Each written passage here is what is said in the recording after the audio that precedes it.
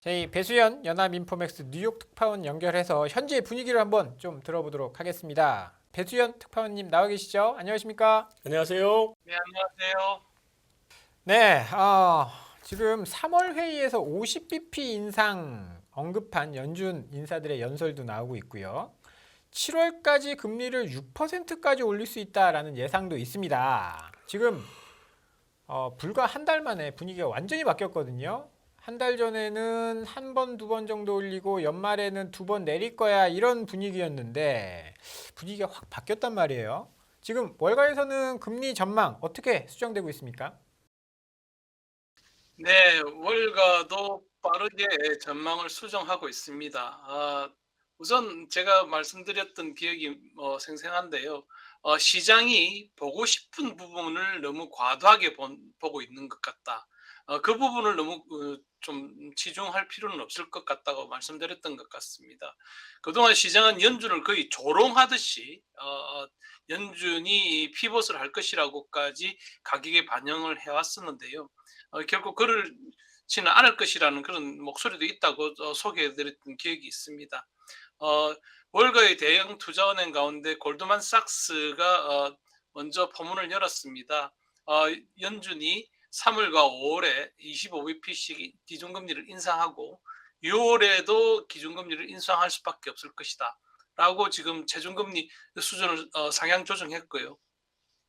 뱅크 오브 아메리카도 지금 당초에는 3월과 5월에 25bp씩 인상을 하고 6월에 이제 금리 인상 기조를 중단할 것이다. 스탑 앤 홀드 정책을 단행할 것이라고 점쳤었는데요. 이제는 6월 금리 인상 전망까지 반영을 하고 있습니다. 그만큼 미국 경제, 실물 경제가 핫하기 때문인데요. 지난해 연말에 우리 그 구독자분 여러분들한테 전해드렸던 기억이 나는데 미국 경제가 그렇게 당초 우려했던 만큼 침체로 바로 하드랜딩 하지는 않을 것이라고 말씀드렸었습니다. 그게 지금 경제 지표로 확인이 되고 있고요. 그리고 지금 시장도 그걸 반영을 해서 기준금리 인상 전망을 수정을 하고 있습니다. 그리고 시카고 상품거래소 CME에서 거래되고 있는 연준의 그런 통화 정책에 대한 선물 거래도 지금 고점을 계속 높이고 있습니다. 네, 그 인플레이션 뭐 이제 파월 의장이 디스인플레이션 얘기도 하고 이러면서 이제 시장에서는 이제 매크로 대선 볼 필요 없다. 뭐 이런 분위기가 한동안 팽배했었던 것 같아요. 근데 지금 뭐 고용지수 나오는 거, 인플레이션 나오는 거 이런 것들을 보면 생각만큼 그렇게 빨리 떨어져서 디스인플레이션으로 가지 않을 것 같다는 분위기가 요즘은 다시 살아 올라오고 있는 것 같고 이런 거와 관련해서 연준 뭐 인사들 발언을 한번 좀 소개해 줘 보세요. 네, 지금 시장이 그 파월의 발언조차도 너무 과도하게 자기 중심적으로 해석한 결과인 것 같습니다. 파월이 couple of times라고 말하면서 분명히 두 차례 정도는 더 인상할 수 있고 데이터 디펜던트하게 추가 인상 가능성도 열어뒀었습니다.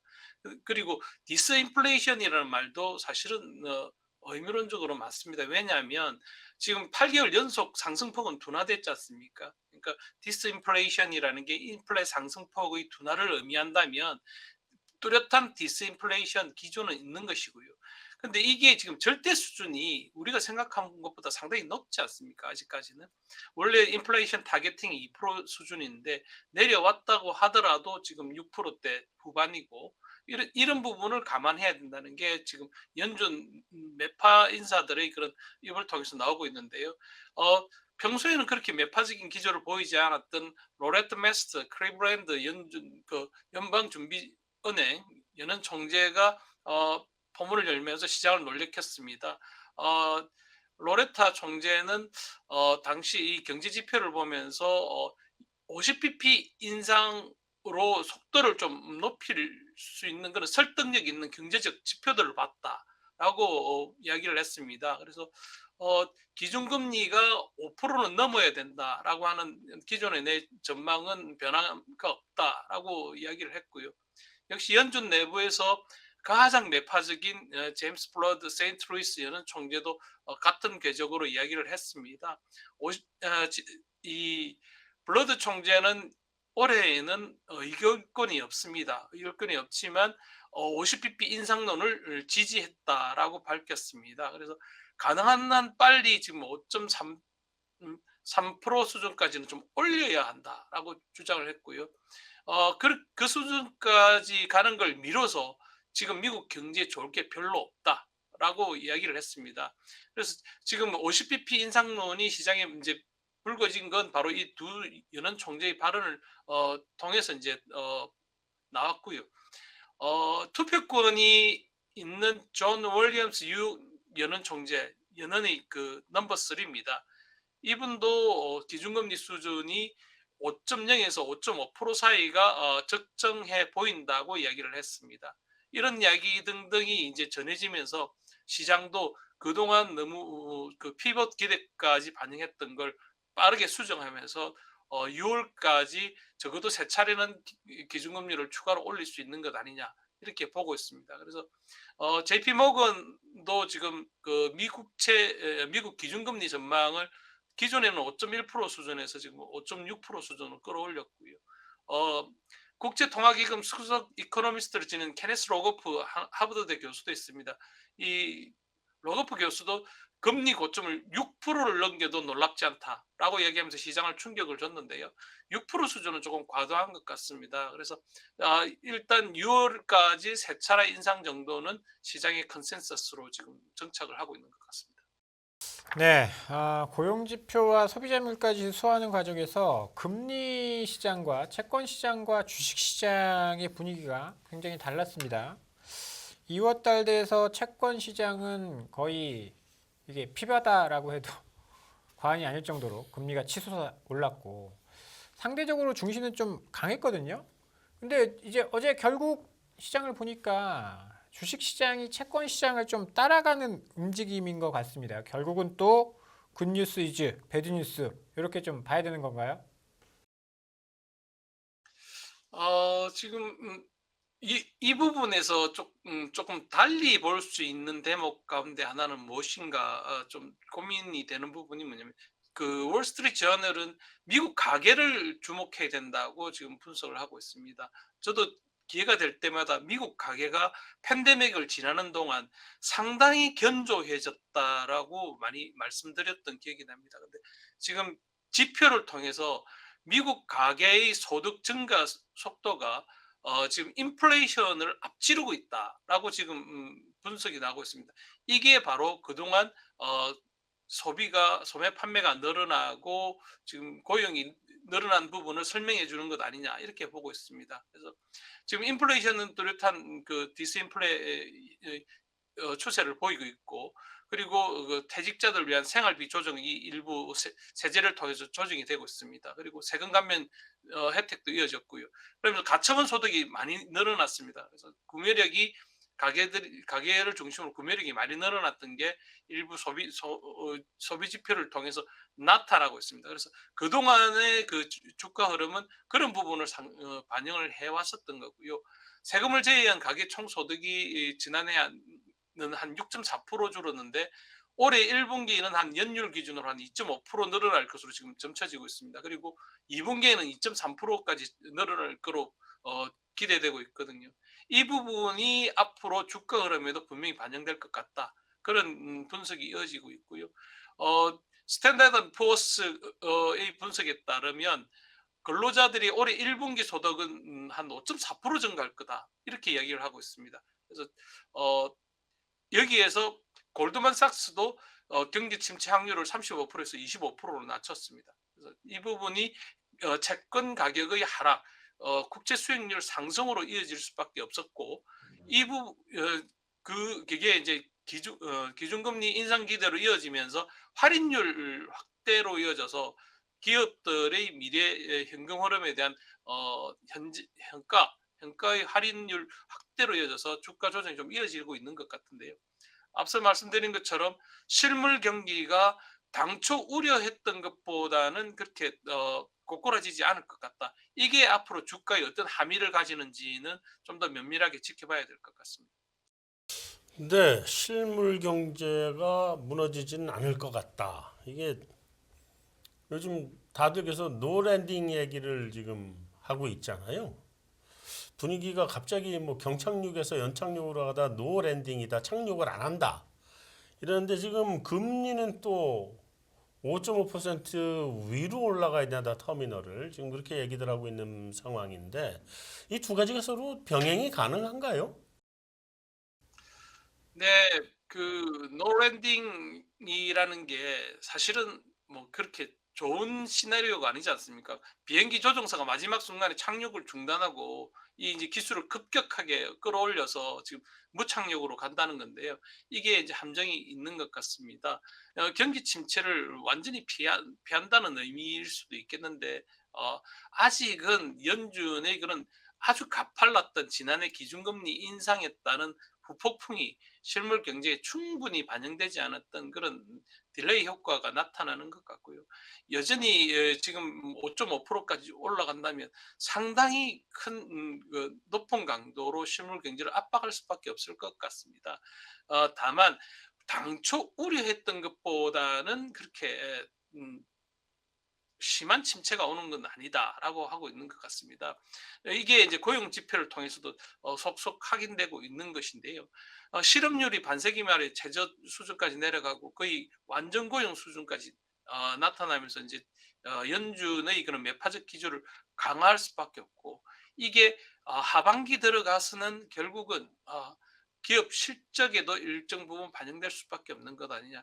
지금 당초 우려했고 당초 기대했던 것은 아닐지라도 지금 세 차례 정도 기준금리가 추가 인상된다면 어, 기업들의 실적도 이제는 아주 더딘 속도이지만 음, 압박을 받을 수밖에 없다라고 지금 보고 있습니다. 그래서 금리 상승에 따른 그런 효과는 올해 2분기부터는 나타날 수밖에 없는 건 아니냐. 다만 제조업 경기는 아주 빠른 속도로 위축되고 있지만 서비스업 경제 전체 경제 한 80%를 차지하는 미국 서비스업은 아직까지도 아주 탄탄한 그런 지금 흐름을 보이고 있습니다. 이게 무착륙 시나리오를 뒷받침하는 것 같은데요.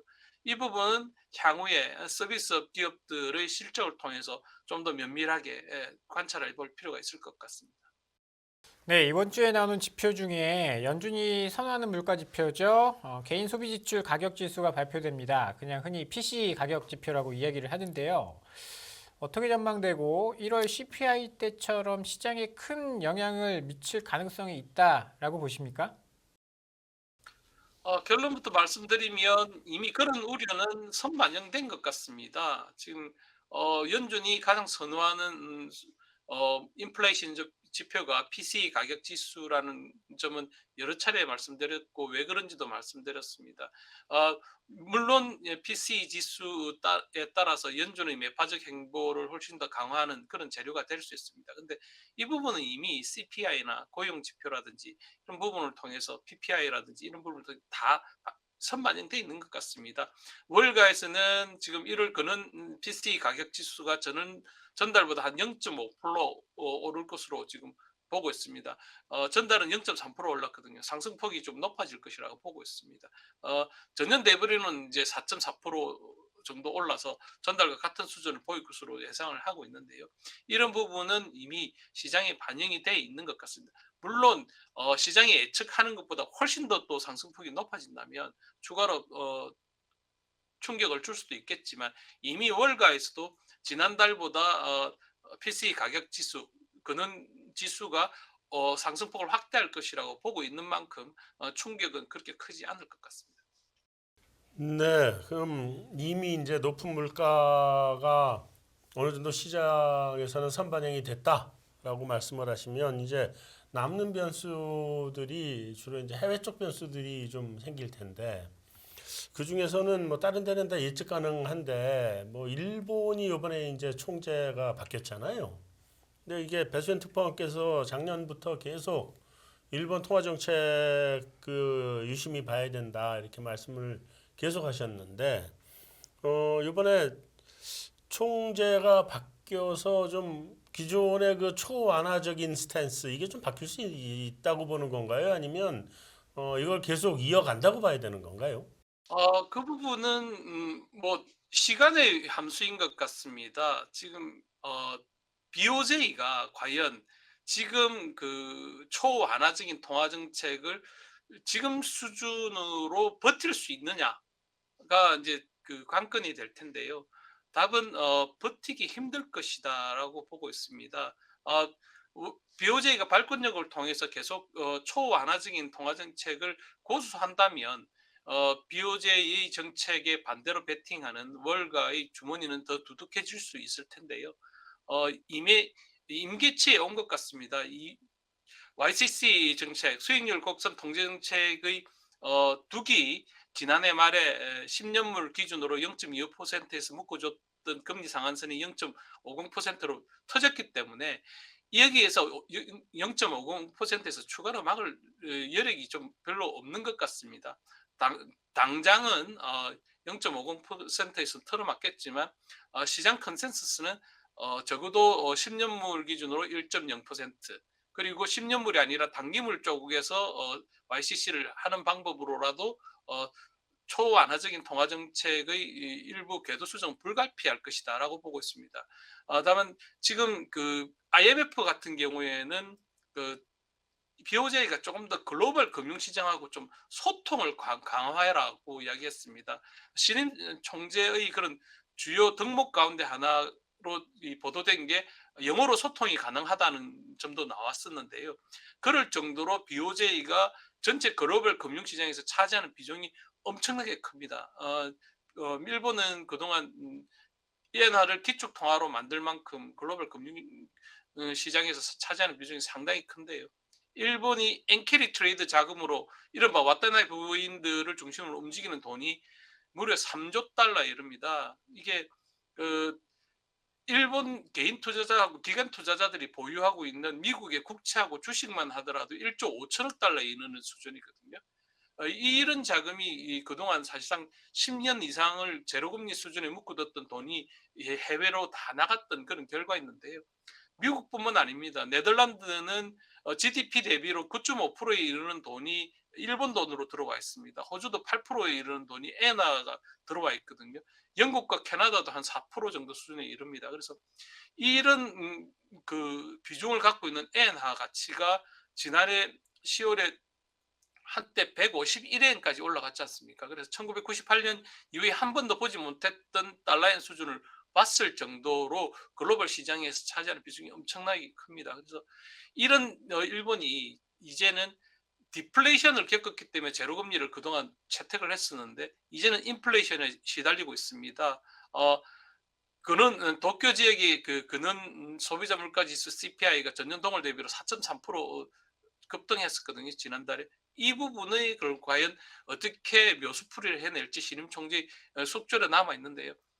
일본만의 문제가 아니라서 글로벌 금융시장, 특히 월가가 주목을 하고 있습니다.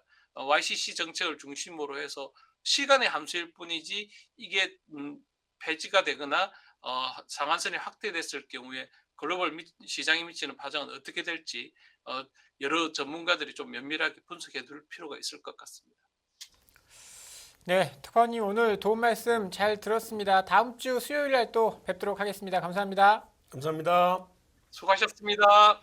전례 없는 금리 인상이죠. 환율 너무 어려워요. 결론만 알려주세요. 당신은 외환 모태솔로입니다. 환율 그동안 너무 어려우셨죠? 이제는 쉽다 말할 수 있을 거예요. 오늘부터 환율과 썸 타시겠습니까?